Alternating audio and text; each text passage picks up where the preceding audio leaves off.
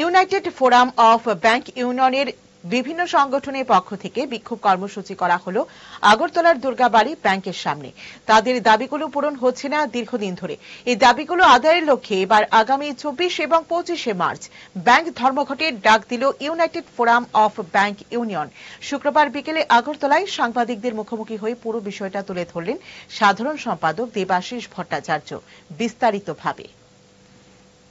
আমাদের কর্মচারী অফিসার সবাই আমাদের দীর্ঘদিনের যে দাবিগুলি সেই দাবিগুলি পূরণ হচ্ছে না এবং আমাদের যে আইবিএ এবং সরকার পক্ষের সঙ্গে এইগুলি যে যেহেতু কোনো সদুত্তর আমরা পাচ্ছি না, তাই আমরা আগামী মার্চ মাসের 24 এবং 25 তারিখ সর্বভারতীয়ভাবে 48 ঘন্টা ব্যাংক ধর্মঘটের ডাক দিয়েছি। এই ব্যাংক ধর্মঘটের মধ্যে আমাদের যে মূল দাবিগুলি রয়েছে তার মধ্যে রয়েছে আমাদের 5 দিনের সপ্তাহ, মানে 5 ডেজ ব্যাংকিং, বা আমাদের প্রত্যেক শনি রবিবার বন্ধ রেখে 5 ডেজ ব্যাংকিং আমাদের চালু করতে হবে, যেটা আমাদের দীর্ঘদিনের দাবি।